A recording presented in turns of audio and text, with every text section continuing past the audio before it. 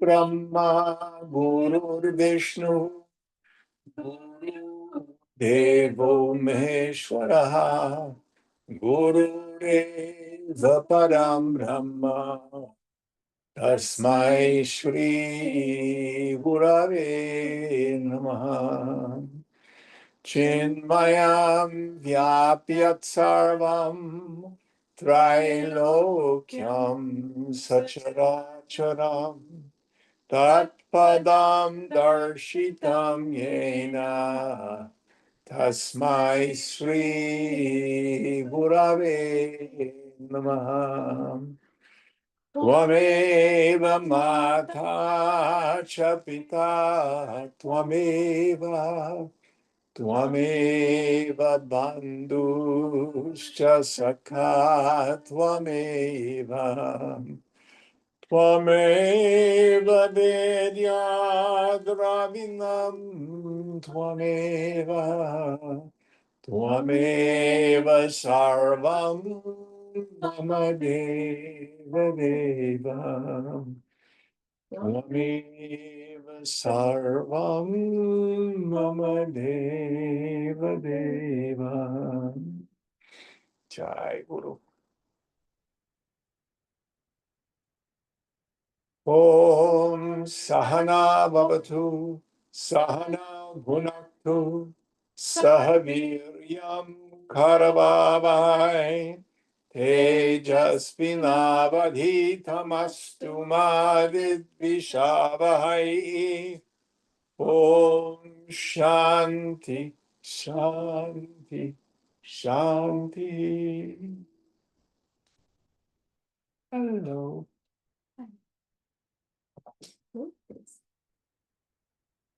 So we do have Aditi. So where are we in our text? We're in the middle of chapter 50.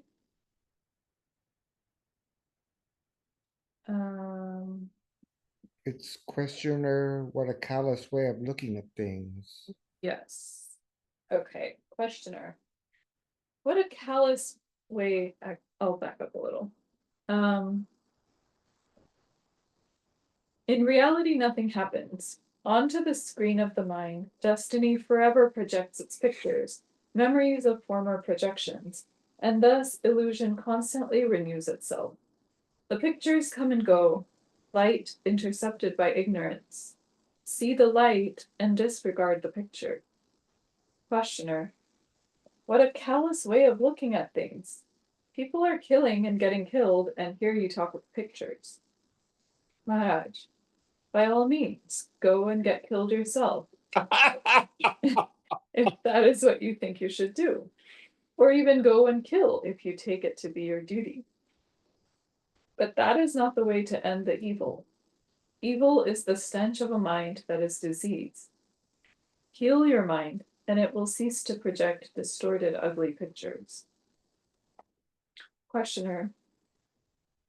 What you say I understand, but emotionally I cannot accept it. This merely idealistic view of life repels me deeply. I just cannot think myself to be permanently in a state of a dream. Maharaj, how can you be permanently in a state caused by an impermanent body? The misunderstanding is based on your idea that you are the body. Examine the idea, see its inherent contradictions, and realize that your present existence is like a shower of sparks, each spark lasting a second, and the shower itself only a minute or two. Surely a thing of which the beginning is the end can have no middle. Respect your terms. Reality cannot be momentary. It is timeless. but timelessness is not duration. Questioner. I admit that the world in which I live is not the real world, but there is a real world of which I see a distorted picture. The distortion may be due to some blemish in my body or mind. But when you say that there is no real world, only a dream world in my mind, I just cannot take it. I wish I could believe that all the horrors of existence are due to my having a body. Now let's stop there. So there are schools of Buddhism which posit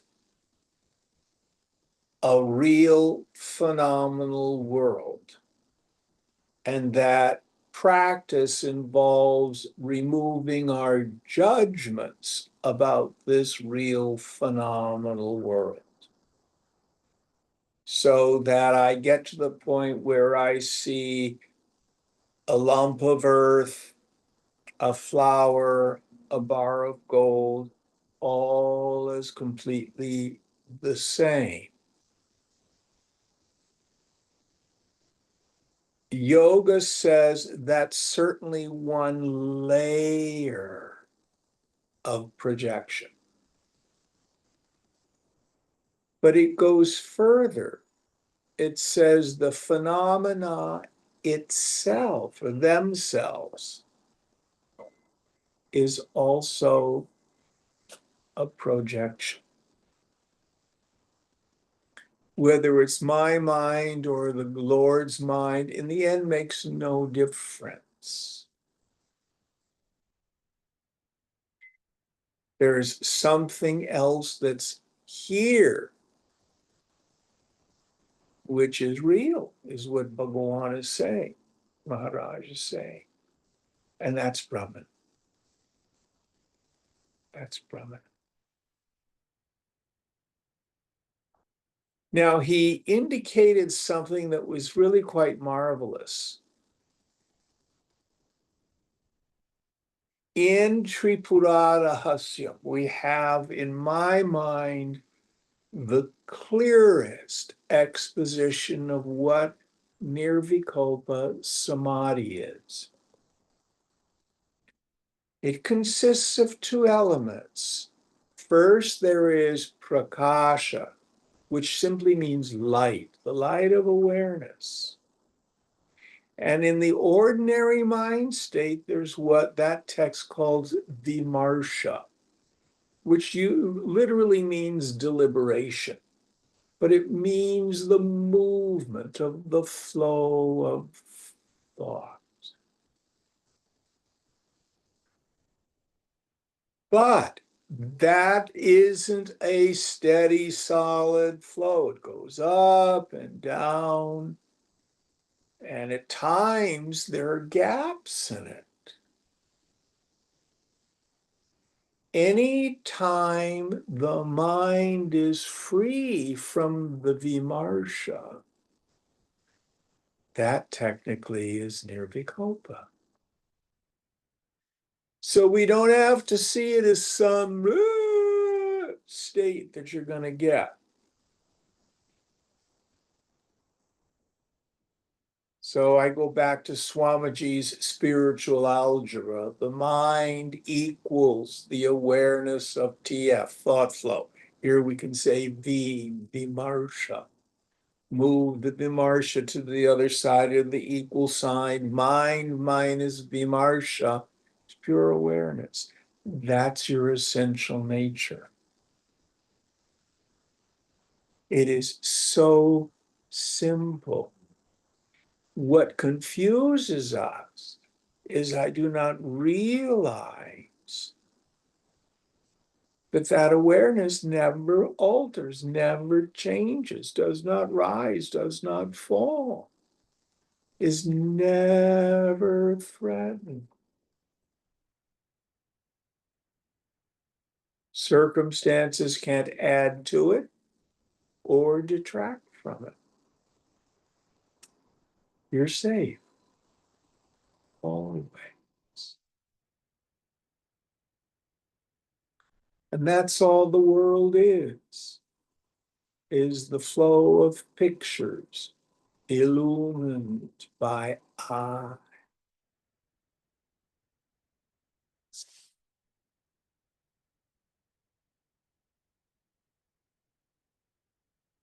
Now, do people get blown up in Gaza? Are police on the streets of Los Angeles? Are terrible things happening in the world? Yes. But you tell me, which is more real, a pleasant dream or a nightmare? Not saying the nightmare isn't really unpleasant. That does not make it real.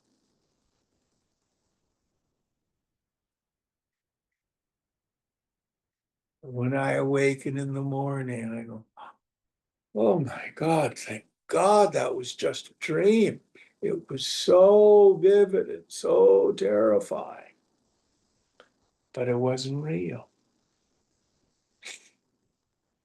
And likewise, a pleasant dream, I wake up and, oh, that was so nice. Oh, too bad it was just a dream.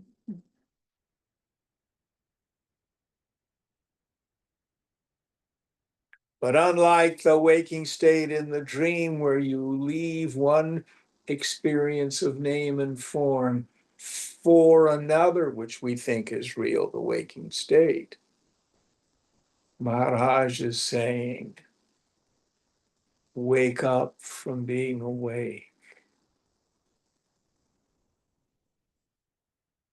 You do not move. You are achalam. Don't believe me. I could just be parroting stupid things from scripture. Go there. Look in the space between your thoughts. Notice the knower. See if you change.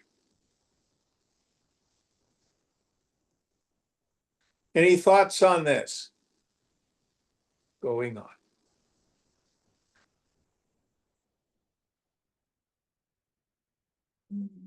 I wish I could believe that all the horrors of existence are due to my having a body. Suicide would be a way out. Maharaj, as long as you pay attention to ideas, your own or those of others, you will be in trouble. But if you disregard all teachings, all books, anything put into words, and dive deeply within yourself and find yourself, this alone will solve all your problems and leave you in full mastery of every situation, because you will not be dominated by your ideas about the situation. So this is a wonderful teaching. I was at a meeting last night and the topic was obsession. Mm. When we obsess about particular things, it can be obsessing about a partner, it can be obsessing about a job, it can be obsessing about some future event, a vacation. It can be obsessing about politics. How do we deal with obsessive thoughts? And there, someone said the ordinary person throughout the day has 1,000 thoughts, but the alcoholic throughout the day has one thought 1,000 times. Isn't that an interesting definition of obsession? And what Maharaj is saying, the way to deal with obsessive thinking is to not believe the mind.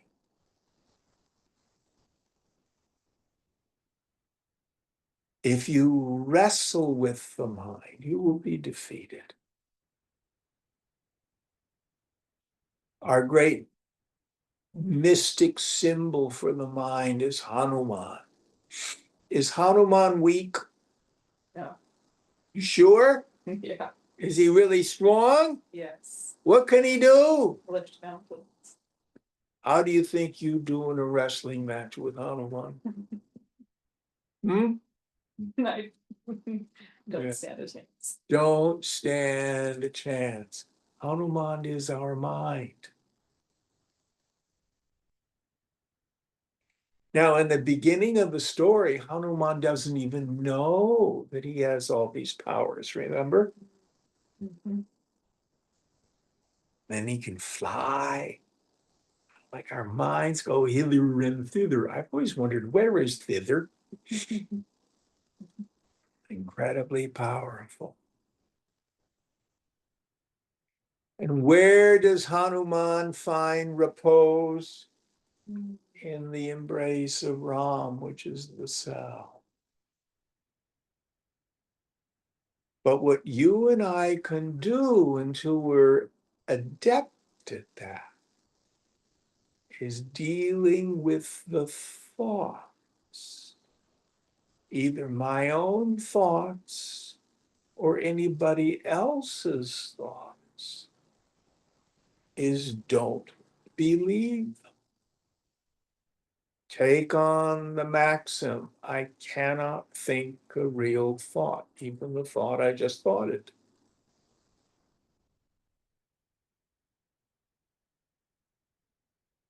So as thought arises, not real, let it go.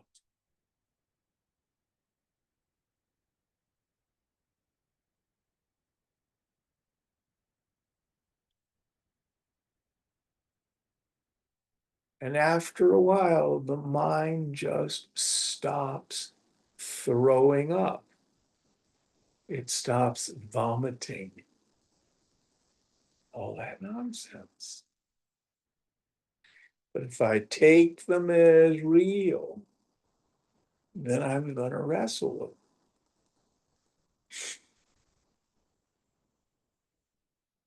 them. And the mind is powerful when you take it as real.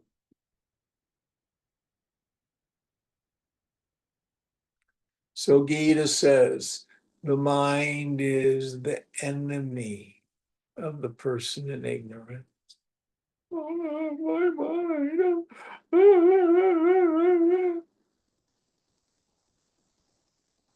But for the yogi, the mind is her friend.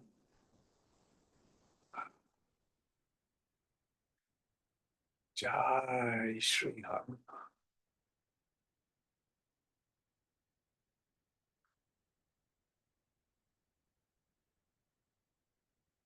Same mind. Any thoughts?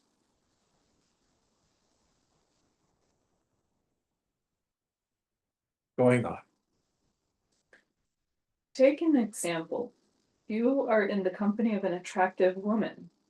You get ideas about her, and this creates a sexual situation. A problem is created, and you start looking for books on continence or enjoyment. Were you a baby, both of you could be naked and together without any problem arising. Just stop thinking you are bodies, and the problems of love and sex will lose their meaning. With all sense of limitation gone, fear, pain, and the search for pleasure all cease. Only awareness remains. And that's the end of the chapter. All right, any thoughts on this? And what he ends up this chapter with is a reinforcement of the idea. He said we're going to get rid of ideas. The bija vasana, the seed attachment is I am the body.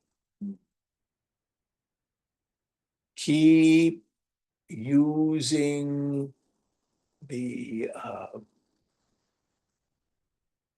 tweezer of knowledge to remove the thorn. of body identification from our hearts. Isn't that a wonderful metaphor? Where did we have that? We just finished a scripture where it was used. What is today? Wednesday. It must have been Monday night, Ishtava Krigita.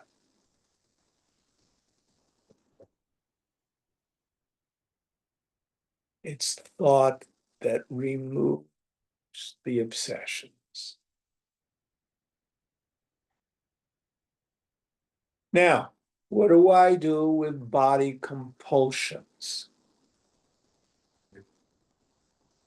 Just give yourself the notion, okay, I'm going to wait 20 minutes before I act. I really want to scream at so and so. Okay, I can scream at them, but I'll wait 20 minutes.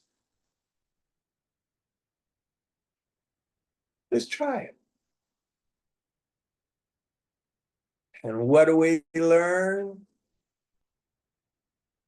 That kind of intensity of compulsion, it cannot last. It passes.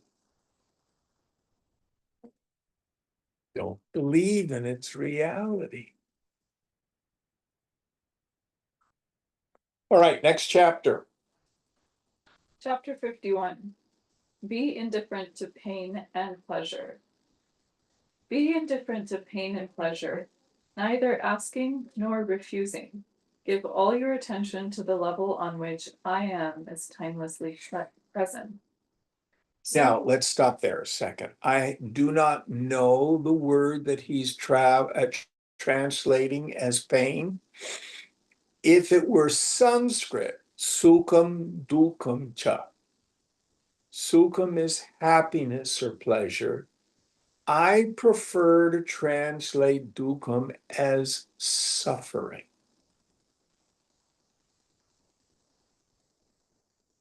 It's a little bit different than physical pain.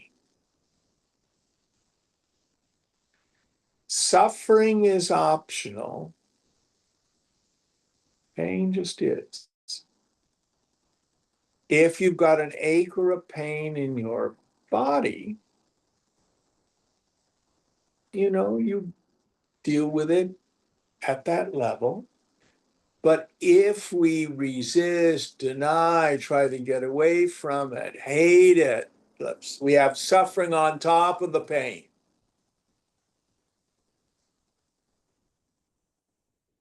But the vast majority of our suffering is only between our ears.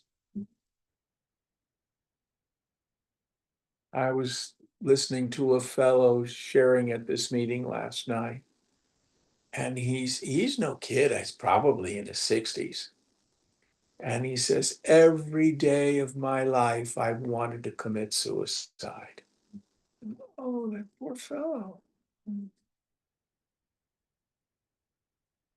But it's not because his leg is falling off. I don't know what makes his existence so intolerable for him. But it's all in the mind.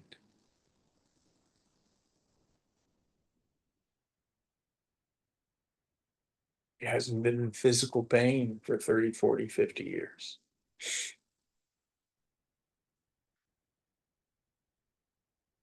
Going on.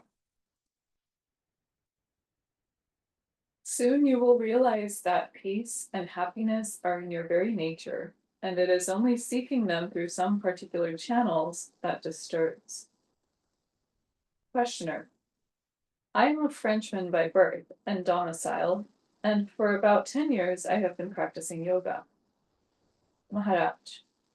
After 10 years of work, are you anywhere near your goal? Questioner. A little nearer, maybe.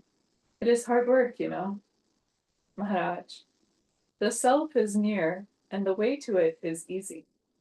All that needs doing is doing nothing. Questioner. Yet I found my sadhana very difficult. Maharaj. Your sadhana is to be. The doing happens. Just be watchful. Where is the difficulty in remembering that you are? You are all the time. Questioner. The sense of being is there all the time, no doubt, but the field of attention is often overrun by all sorts of mental events, emotions, images, ideas.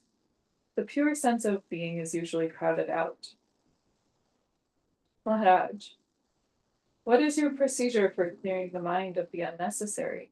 What are your means, your tools for the purification of the mind? Let's stop there. All of the various practices of yoga, whatever tradition it is that you're following, have only one purpose: chitta shuddhi, purity of mind. There is no other suffering other than kama, craving, vancha, wanting, spriha, longing, raga, passion for something, dvesha, aversion, fear I'm going to lose what I got, or I'm never going to get it.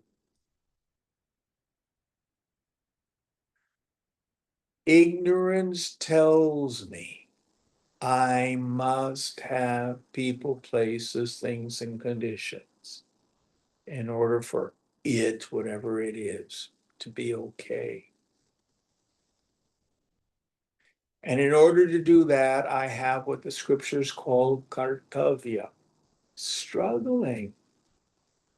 The struggle itself is the suffering. So this is why Maharaj keeps saying, take it easy. Cease fighting anyone or anything.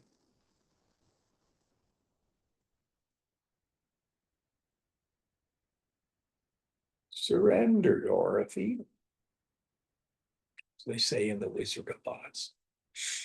Going on.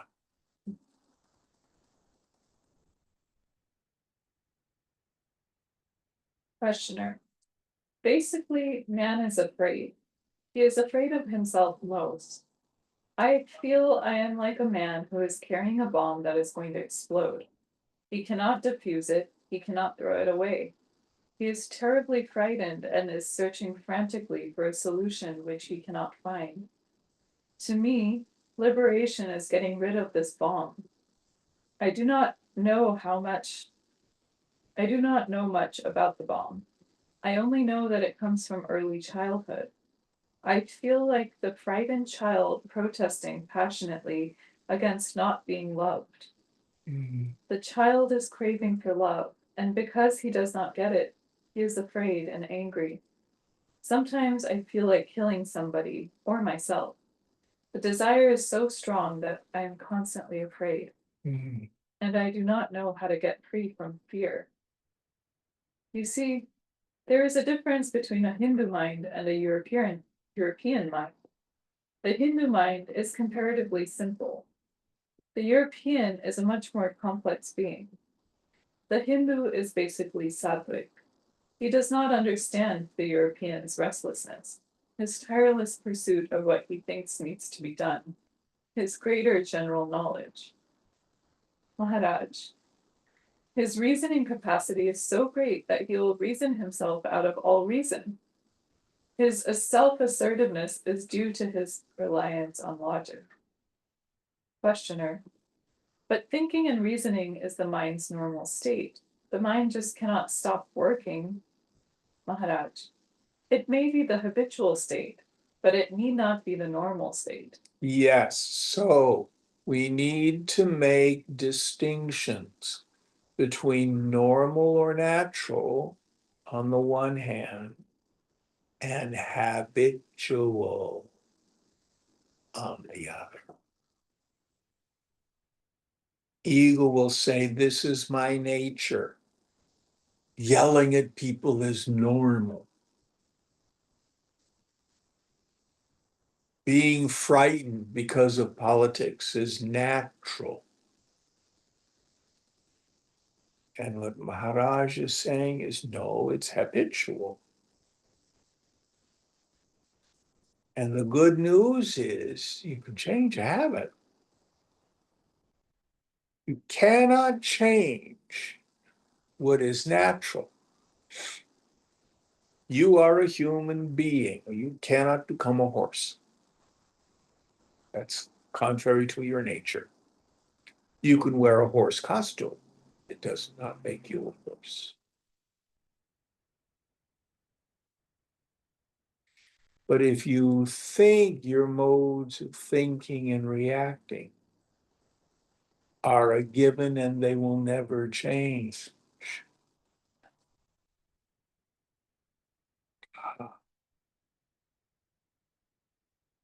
there's no hope in that position. Habits can be changed. And at the end of the 6th chapter of Gita, Arjuna says, oh, Krishna, trying to control the mind is like trying to control the wind. And what does Krishna answer? That's true, but it can be done through practice. And I would add practice that's informed from deep insight. Going on. A normal state cannot be painful, while wrong habit often leads to chronic pain. Questioner: if it is not the natural or normal state of the mind, then how does one stop it? There must be a way to quiet the mind. How often I tell myself, enough, please stop this endless chatter of sentences repeated round and round, but my mind would not stop. I feel that one can stop it for a while, but not for long. Even the so-called spiritual people use tricks to keep their mind quiet. They repeat formulas, sing, pray, breathe forcibly or gently, shake, rotate, concentrate, meditate, chase trances, cultivate virtues, working all the time in order to cease working, cease chasing, cease moving. Were it not so tragic, it would be ridiculous. Maharaj, the mind exists in two states, as water and as honey. The water vibrates at the least disturbance, while the honey, however disturbed, returns quickly to immobility. Questioner: by its very nature, the mind is restless. It can perhaps be made quiet, but it is not quiet by itself. Maharaj, you may have chronic fever and shiver all the time. It is desires and fears that make the mind restless. Free from all negative emotions, it is quiet. Questioner: you cannot protect the child from negative emotions. As soon as it is born, it learns pain and fear. Hunger is a cruel master, and it teaches dependence and hate. The child loves the mother because she feeds it, and hates her because she is late with food. Our conscious mind is full of conflicts which overflow into the consciousness, into the conscious. We live on a volcano. We are always in danger. I agree that the company of people whose minds are peaceful has a very soothing effect, but as soon as I am away from them, the old trouble starts. This is why I come periodically to India to seek the company of my guru. Maharaj, you think you are coming and going, passing through various states and moods. I see things as they are, momentary events, presenting themselves to me in rapid succession, deriving their being from me, yet definitely neither me nor mine. Among phenomena, I am not one, nor am I subject to any.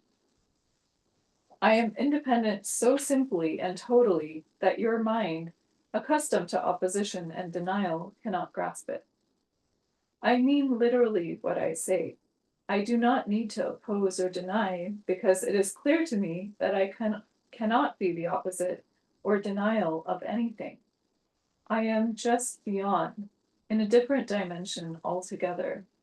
So it's as if I were standing in the bay window and I watch a truck go by and I watch a sports car go by and I watch people walking along the sidewalk on the other side of Grand Avenue. It is obvious to me I am none of those things. And they are all not only objective phenomena, but temporary. So also for the Stita Prajna, this person of steady wisdom. They are effortlessly aware that they are unattached to anything. Rest of us, we need to work at it. Neti, neti, not this, not this.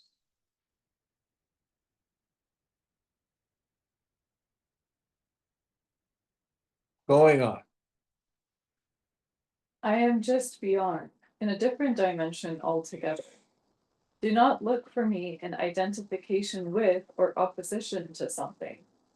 I am where desire and fear are not. Now, what is your experience? Do you also feel that you stand totally aloof from all transient things? Questioner. Yes, I do, occasionally. But at once, a sense of danger sets in, and I feel isolated, outside of all relationship with others. You see, here lies the difference in our mentalities. With the Hindu, the emotion follows the thought. Give a Hindu an idea, and his emotions are roused. With the Westerner, it is the opposite. Give him an emotion, and he will produce an idea. Your ideas are very attractive intellectually, but emotionally I do not respond. Maharaj, set your intellect aside. Don't use it in these matters. Questioner, of what use is advice which I cannot carry out? These are all ideas, and you want me to respond feelingly to ideas, for without feelings there can be no action. Maharaj, why do you talk of action? Are you ever acting? Some unknown power acts, and you imagine that you are acting.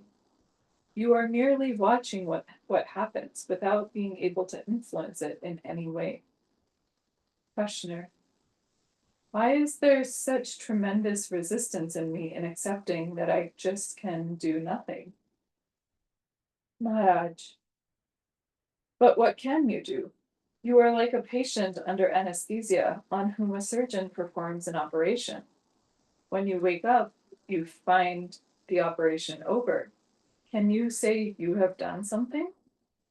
Questioner, but it is me who has chosen to submit to an operation. Maharaj, certainly not. It is your illness on one side and the pressure of your physician and family on the other that have made you decide. You have no choice, only the illusion of it. Questioner, yet I feel I am not as helpless as you make me appear. I feel I can do everything I can think of, only I do not know how. It is not the power I lack, but the knowledge. Maharaj, not knowing the means is admittedly as bad as not having the power. But let us drop the subject for a moment. After all, it is not important why we feel helpless, as long as we see clearly that for the time being we are helpless. I am now 74 years old. And yet, I feel that I am an infant. I feel clearly that in spite of all the changes, I am a child. My guru told me, that child, which is you even now, is your real self, Swarupa. Go back to that state of pure being where the I am is still in its purity before it became contaminated with this I am or that I am. Your burden is one of false self identifications. Abandon them all. My guru told me, trust me. I tell you, you are divine. Take it as the absolute truth. Your joy is divine. Your suffering is divine too. All comes from God. Remember it always. You are God. Your will alone is done. I did believe him, and soon realized how wonderfully true and accurate his words were. I did not condition my mind by thinking, I am God, I am wonderful, I am beyond. I simply followed his instruction, which was to focus the mind on pure being, I am, and stay in it.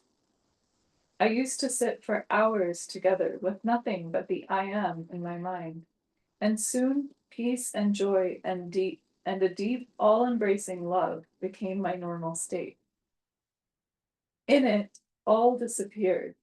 Myself, my guru, the life I lived, the world around me. Only peace and unfathomable silence remained.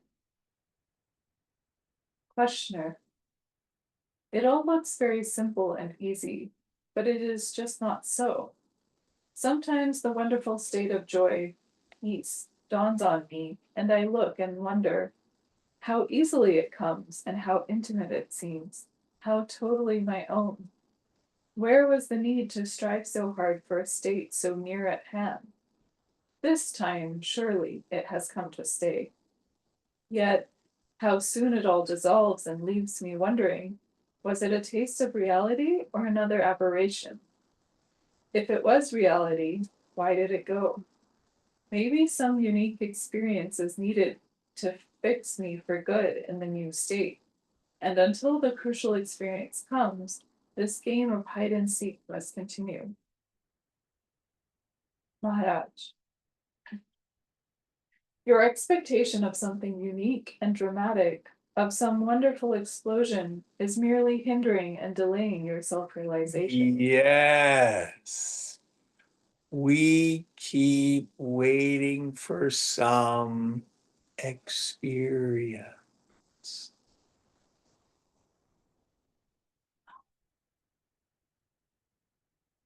When in truth,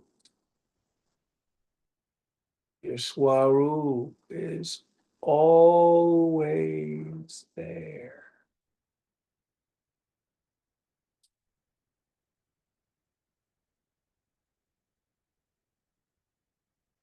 What happens is the removal of our neurosis.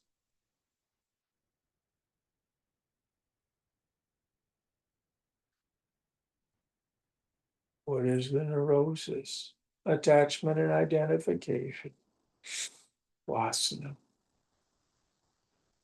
Very simple.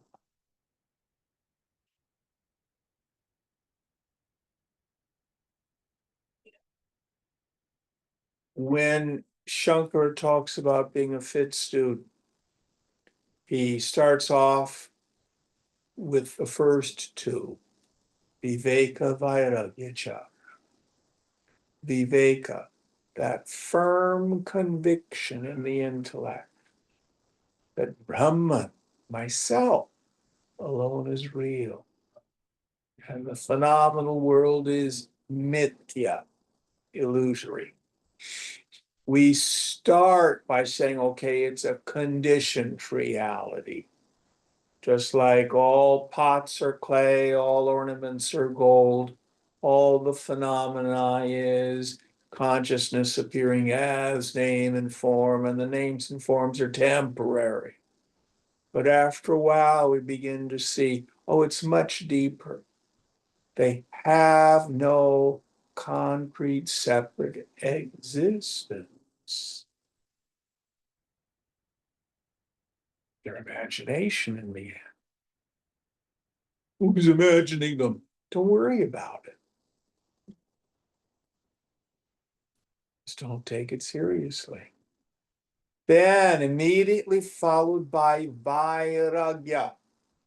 The root is raga, which means a passion. It is not aragya. Aragya means I don't have any feelings. A rock is aragya. That is not our goal. The prefix is V, which means either a superlative or the opposite. We take our feelings to a higher level. So Shankara's definition, that desire, we do not achieve it overnight, to give up attachment to all experiences gained through the senses, both positive and negative. Give the big cosmic middle finger to the world. And the constant attempt to renounce any personal sense of self. I'm not the body. I'm not the transmigrating soul. I'm not good. I'm not bad. I don't have issues. I don't have trauma. I'm not really virtuous. I'm not smart.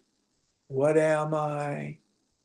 Chidananda Rupaham. My nature is bliss consciousness. God, everything else.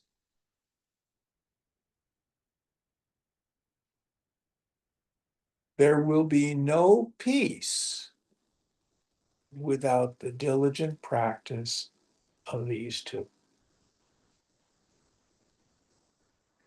No matter how advanced we get, still boils down to viveka and vairagya.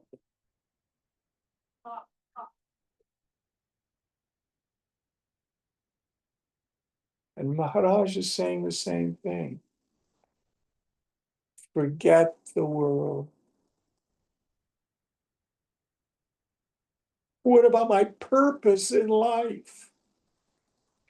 Your purpose is self-realization. Everything else is where you work it all out.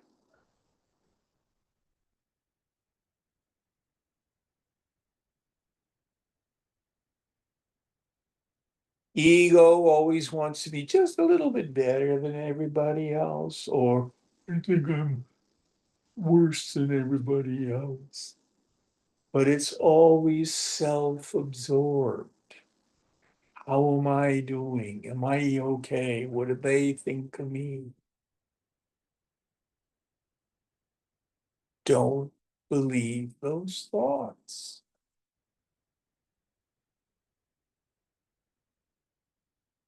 Who are you?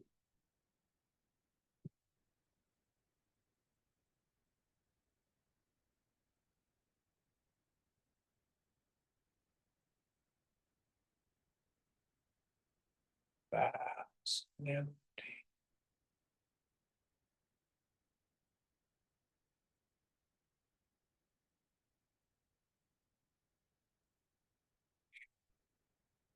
Going on. Your expectation of something unique and dramatic, of some wonderful explosion, is merely hindering and delaying your self-realization. You are not to expect an explosion, for the explosion has already happened. At the moment when you were born, when you realized yourself as being, knowing, feeling. There is only one mistake you are making. You take the inner life for the outer, and the outer for the inner.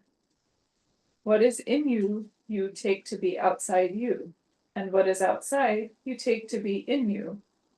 The mind and feelings are external, but you take them to be intimate.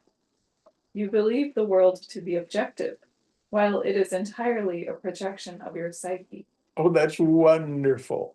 Do you understand what he means when he says your thoughts and feelings are not internal, they're external?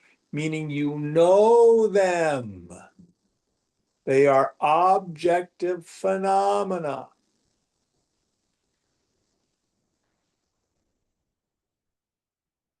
Going on. That is the basic confusion, and no new explosion will set it right. You have to think yourself out of it. There is no other way. Questioner: how am I to think myself out when my thoughts come and go as they like? Their endless chatter distracts and exhausts me. Maharaj: watch your thoughts as you watch the street traffic. People come and go. You register these without response. It may not be easy in the beginning, but with some practice, you will find that your mind can function on many levels at the same time, and you can be aware of them all. It is only when you have a vested interest in any particular level that your attention gets caught in it and you black out on all the other levels. Even then, the work on the blacked out levels goes on outside the field of consciousness.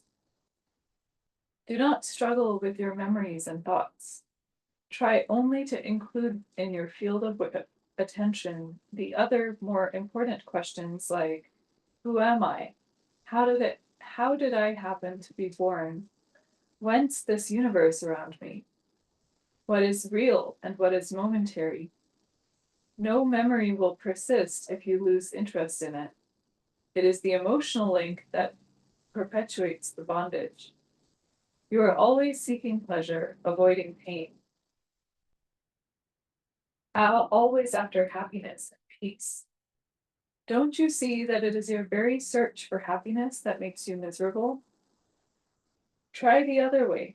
Be indifferent to pain and pleasure, neither asking nor refusing. Give all your attention to the level on which I am is timelessly present. Soon you will realize that peace and happiness are in your very nature, and it is only seeking them through some particular channels that disturbs. Yeah. Avoid the disturbance, that is all. To seek, there is no need. You would not seek what you already have. You yourself are God, the supreme reality.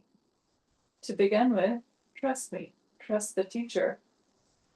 It enables you to make the first step, and then your trust is justified by your own experience. In every walk of life, initial trust is essential. Without it, little can be done. Every undertaking is an act of faith. Even your daily bread you eat on trust. By remembering what I told you, you will achieve everything. I am telling you again, you are the all-pervading, all-transcending reality.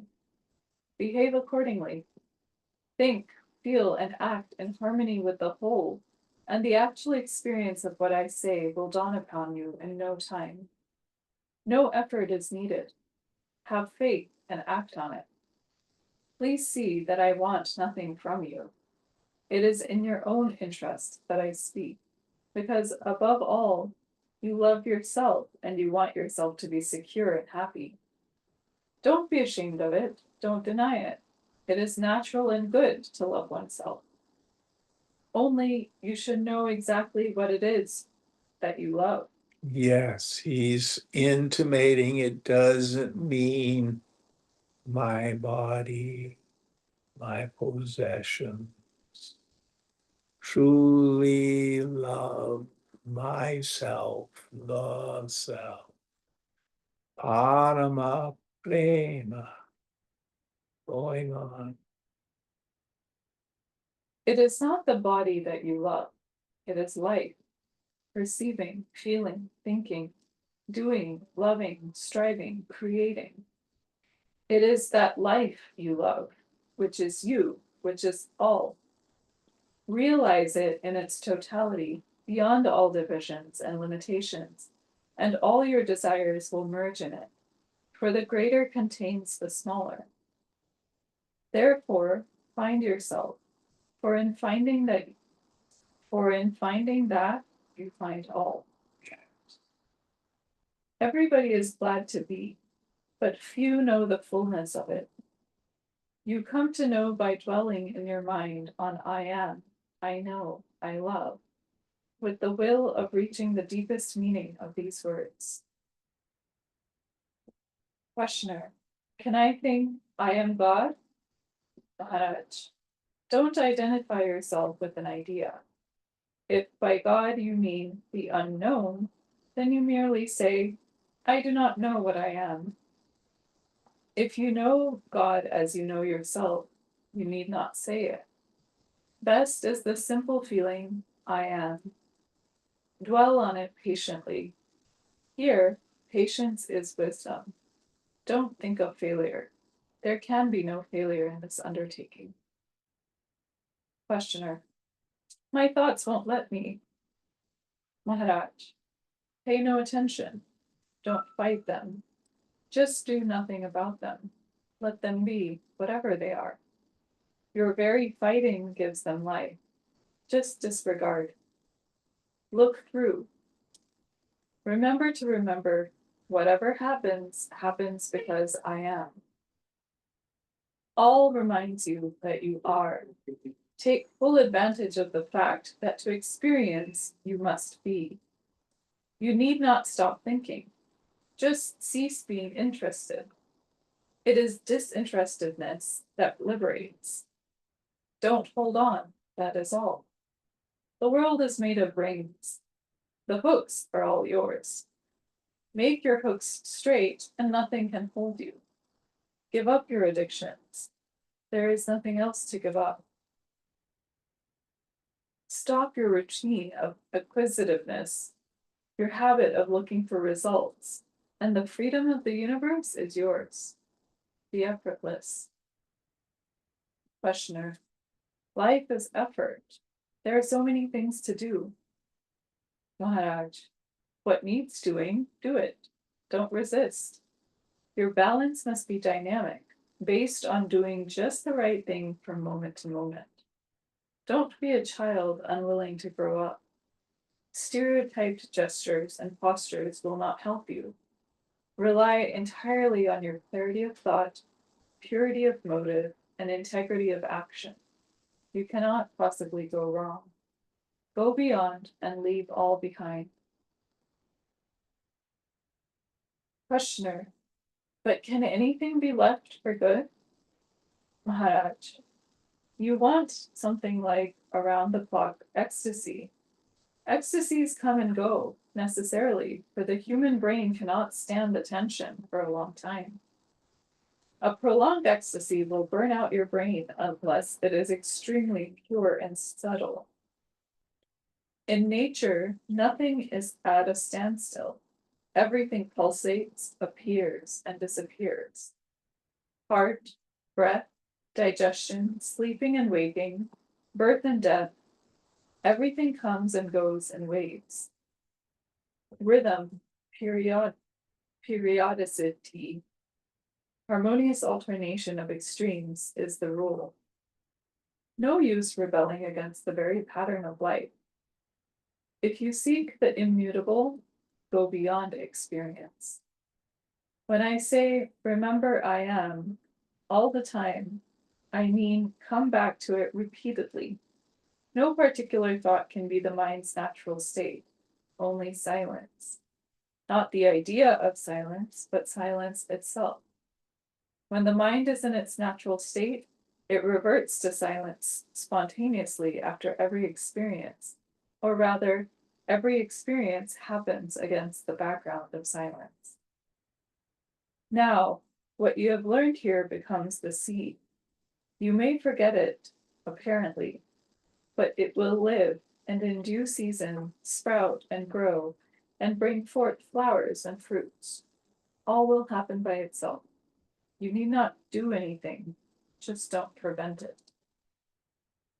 That's the end of the chapter. Okay, I think this is a good place to stop. Anybody have any reflections on this chapter?